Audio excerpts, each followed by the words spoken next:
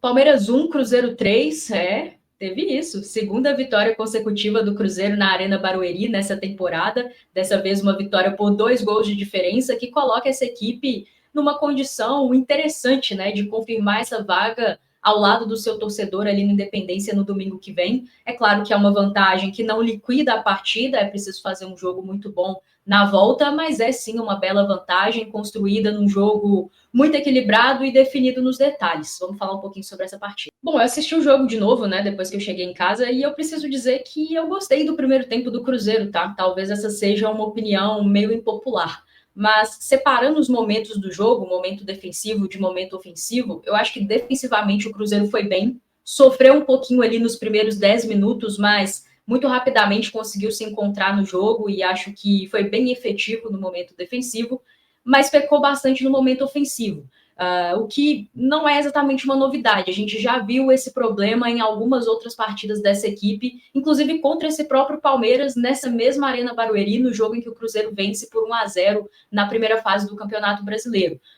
Então, defensivamente, muitas vezes o Cruzeiro muito bem postado e, além de limitar as ações do Palmeiras, conseguia recuperar essa posse de bola até com certa tranquilidade, mas na hora de progredir em campo, demonstrando alguma dificuldade. E aí, na minha opinião, um time um pouco lento nas tomadas de decisão e também errando ali gesto técnico, né? Errando justamente a tomada de decisão ideal para poder progredir de uma forma mais intensa e dessa forma realmente construir chances claras de gol. O Cruzeiro teve muita dificuldade de encontrar finalizações no primeiro tempo, seja na direção do gol ou não, porque tinha dificuldade de finalizar suas jogadas. E tinha dificuldade de finalizar suas jogadas porque pecou bastante, seja no gesto técnico, seja na tomada de decisão. E com isso você acaba não demonstrando tanto nas estatísticas e no campo o controle do jogo que você tem. Mas eu acho que, com exceção ali dos primeiros 10 minutos, em que o Palmeiras nos impôs algumas dificuldades, no momento defensivo o Cruzeiro controlou bem o jogo, soube equilibrar muito bem esses combates ali no meio-campo com o Palmeiras, soube proteger muito bem a sua área. Inclusive, quando sofre o gol no momento que não sofria, em que o Palmeiras tinha dificuldade de encontrar finalizações também, porque o Cruzeiro era efetivo em limitar as ações desse time tão talentoso do Palmeiras, né? E aí vale um destaque principalmente para o lado direito da nossa defesa, Isabela e Marília fazendo uma dobradinha ali em cima da Tainá Maranhão, que é uma baita de uma jogadora, né? Tem números assustadores assim de participações diretas em gol nessa temporada no Campeonato Brasileiro, primeira fase, e essa fase agora também, mas teve muita dificuldade de finalizar, né, ao nosso gol. Teve uma outra ali oportunidade, mas em linhas gerais a Marília sempre indo para o combate, a Isabela na sobra, e foram muito efetivas por ali. E até me chamou a atenção, inclusive, a disposição tática do Cruzeiro, tá? Eu, sinceramente, acho que foi muito mais um 4-4-2 do que aquele 3-5-2 que a gente já está mais habituado, com a Isabela e a Gisele jogando nas laterais, Bedoya e Gabi por dentro, e aí Vanessinha e Marília nas pontas, e a dupla de ataque, Bianca e Lele. Com isso, essa dobradinha muito efetiva da Marília com a Isabela aqui pelo lado direito da nossa defesa, lado esquerdo do ataque do Palmeiras, limitando bastante as ações da Tainá Maranhão, e do lado de lá, a Gisele e Vanessinha também tendo algum trabalho, mas sendo bem sucedidas em tentar limitar as ações do Palmeiras, que normalmente constrói muito bem por dentro, foi com o meio-campo bem carregado para esse jogo, né? Povoou bastante esse setor, então construía muito por dentro, mas sempre que chegava no seu terço final, próximo ali do nosso gol, tentava buscar acionar as suas pontas buscavam a bola aérea, sempre buscando a Amanda Gutierrez, que é uma jogadora que não tem só bola aérea, né, é uma exímia finalizadora, mas na bola aérea ela é muito, muito forte, e ontem a gente tinha uma zaga mais baixa que ela, né, então o Palmeiras pareceu tentar construir muito dessa forma, e eu acho que, em linhas gerais, o Cruzeiro foi efetivo em limitar as ações do Palmeiras. As recomposições estavam muito bem feitas, né? E aí, até em cima disso, no lance em que a Calhau faz a falta que origina o gol da vitória do Palmeiras, a vitória parcial ali no primeiro tempo, havia recomposição. A Isabela estava muito bem posicionada. Eu acho que a Calhau se precipitou um pouco ali na decisão de fazer a falta, porque primeiro porque a jogadora do Palmeiras ela puxa a bola para o lado da sua perna que não é a dominante. Então ali ela teria dificuldade, provavelmente levaria a bola para longe do nosso gol. E segundo, porque a Isabela estava muito bem posicionada ali também, né? E isso foi meio que uma tônica do primeiro tempo do Cruzeiro, com a exceção dos primeiros 10 minutos. conseguiu se posicionar bem, conseguiu fazer boas recomposições, mas ali acho que um erro de leitura da Calhau que acabou originando a falta. A Andressinha bate bem, talvez a gente pudesse ter feito algo melhor ali na barreira, a Camila, mas enfim, um jogo equilibrado, como esse primeiro tempo vinha sendo equilibrado. Bola parada costuma ser uma boa arma para quem tem cobradoras tão talentosas como é o caso da Andressinha, e aí ela foi feliz ali na cobrança, acabou fazendo 1-0 já na reta final do primeiro tempo.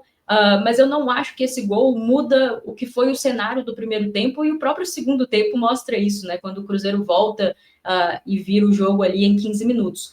Mas a grande questão do Cruzeiro no jogo, para mim, não era defensiva, era ofensiva, né? E até interessante, não vi a coletiva do Jonas ainda, não consegui ter esse tempo, mas como o Cruzeiro jogou, me pareceu, nesse 4-4-2, o Cruzeiro tentava explorar bastante as laterais do campo, assim, com a Isabela e a Marília, com a Gisele e a Vanessinha.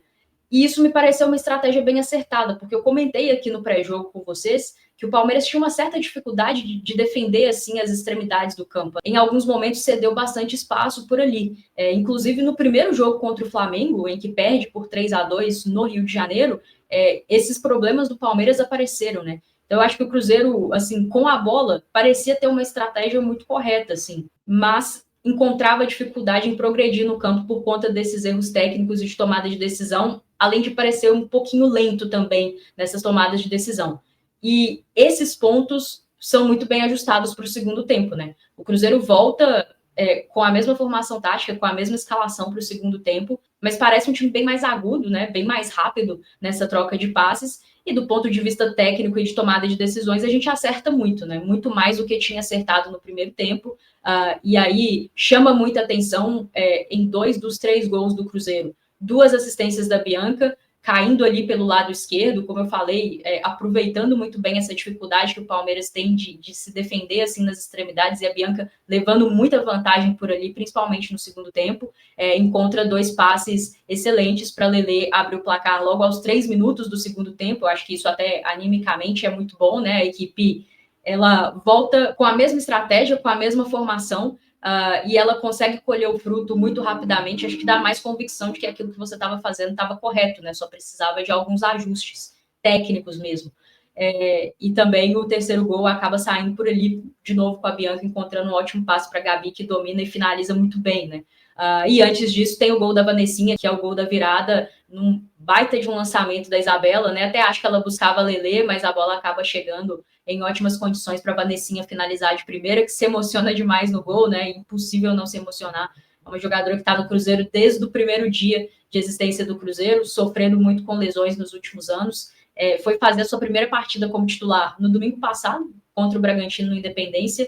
O Jonas manteve ela no time. Eu até comentei aqui com vocês no pré-jogo que não sabia da manutenção desse meio-campo, achava um time muito ofensivo. Talvez o Jonas ia optar por ser mais conservador, mas que nada, né? Foi com o mesmo time, e que bom, porque Vanessinha, assim como a Gabi, marcaram seus gols que nos deram essa vitória tão importante. E em jogo de mata-mata, como eu falei, detalhe, assim como no primeiro tempo o Palmeiras aproveitou muito bem a sua bola parada ali e marcou um belo gol com a Andressinha, o Cruzeiro, em 15 minutos, aproveitou muito bem as oportunidades que criou, foi efetivo, letal e matou o jogo, né? A sensação ali era essa. É óbvio que quando você faz tudo isso com 15 minutos, muito jogo ainda para ser jogado, né? 30 mais acréscimos, é evidente que o Palmeiras veio para cima para tentar buscar diminuir esse placar, teve as suas oportunidades, mas em linhas gerais eu acho que o Cruzeiro continuou se defendendo bem. O Jonas faz algumas substituições, até antes de sair o terceiro gol, ele coloca a Pri no lugar da Marília,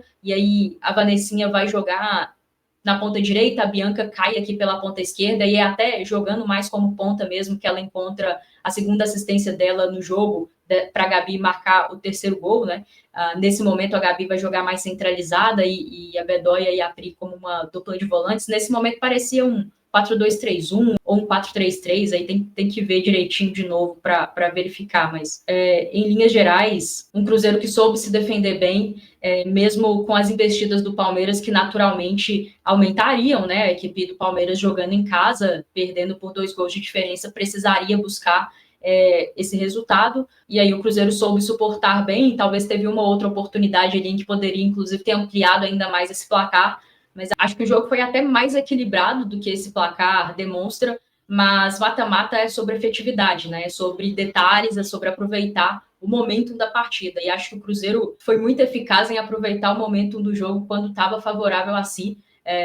Resolveu ali a parada em 15 minutos, enquanto o Palmeiras, em alguns momentos que foi superior, tanto principalmente ali nos 10 primeiros minutos do primeiro tempo e também ao longo da segunda metade do segundo tempo, não conseguiu aproveitar, não conseguiu converter isso em gols. E em jogos de mata-mata, quem é mais efetivo, quem é mais frio, costuma largar em vantagem, por isso esse placar relativamente elástico, né? Um 3-1 na casa do adversário, 2 gols de diferença para definir a classificação em 90 minutos na sua casa ao lado do seu torcedor, é uma bela vantagem. Não acho que é uma vantagem que liquida a fatura. O Palmeiras é um time que tem valores individuais assim fora de série no futebol brasileiro. Então, Brena, Amanda Gutierrez, Tainá Maranhão, a própria Andressinha, são atletas que precisam de muito pouco para te machucar e para definir jogos. Então, o Cruzeiro vai precisar entrar na Independência com um nível de concentração altíssimo. Defensivamente, precisa estar tão forte quanto esteve ontem, talvez até mais. A tendência é que o Palmeiras se lance um pouco mais e vai precisar se lançar um pouco mais. O Cruzeiro vai ter que saber sofrer, porque quando você enfrenta uma equipe dessa qualidade técnica, tão bem treinada quanto é a equipe da Camila Orlando, você vai precisar saber sofrer em alguns momentos. Então, o time vai precisar defensivamente estar muito bem e, evidentemente, aproveitar as suas oportunidades, assim como fez no segundo tempo, né? Melhorar nessa tomada de decisão, melhorar nesse gesto técnico, ter essa frieza ali próximo da área para finalizar bem e machucar a equipe adversária. Nós temos muita qualidade, né? Acho que todo mundo que fez gol ou que deu assistência ontem são jogadoras assim de primeira prateleira aqui no futebol brasileiro. Se você pega o time do Cruzeiro que entrou ontem, não tem ninguém abaixo, né? É todo mundo de um nível muito alto tecnicamente, e aí é preciso converter isso no campo, né? Em alguns momentos a equipe parece oscilar nessas tomadas de decisão, mas acho que faz parte também de uma equipe em formação, né? Assim, não custa lembrar que esse elenco foi totalmente reformulado há cerca de 8 meses e vem aí numa campanha muito fora da curva daquilo que a gente esperava, e mais uma vez faz um resultado excepcional, assim, fora de casa, dá um primeiro passo muito importante, e agora, ao lado do torcedor ali no Independência, tem a missão de fazer bons 90 minutos, porque desempenhando bem, eu não tenho dúvidas que ela tem condições de confirmar essa classificação, a final inédita do Campeonato Brasileiro, e a vaga na Libertadores também inédita para o ano que vem. Bom, e aí só para fechar o vídeo, os ingressos já estão à venda, dessa vez o Cruzeiro já abriu 2 setores de cara, conversei com a assessoria de imprensa do Cruzeiro, me falaram que as vendas estão bem aceleradas, muito mais do que foi naquela oportunidade diante do Bragantino, em que tiveram ali mais ou menos 6 mil pessoas. Sinceramente, a minha expectativa é de que a gente consiga abrir todos os setores do Independência e realmente fazer uma linda festa para mais de 10, 15 mil pessoas. Acho que essa equipe merece e acho que essa equipe precisa, né? Quanto mais o torcedor abraçar e empurrar o nosso time e criar uma atmosfera que seja contra o adversário, melhor. Então, com um 2-0 de vantagem e uma atmosfera que atrapalhe o adversário e nos ajude, eu não tenho dúvidas que o Cruzeiro vai muito mais forte para esse confronto, para fazer bons 90 minutos e aí, fazendo bons 90 minutos, conseguir confirmar essa classificação. Então, já fica aqui o convite.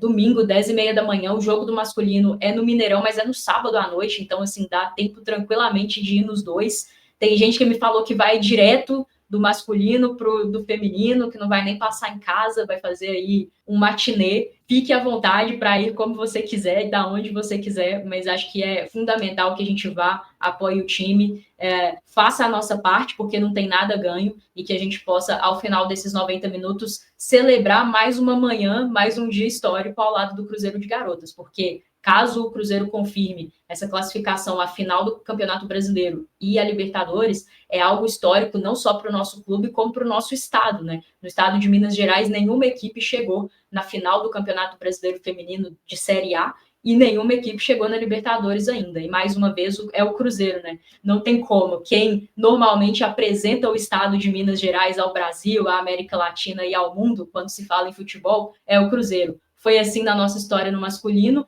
e está muito próximo de ser assim na nossa história no feminino também, que começou outro dia, né, em 2019. Esse projeto tem só 6 anos e por isso a gente tem que exaltar esse trabalho que é muito bem feito e que já é realidade e já está dando frutos.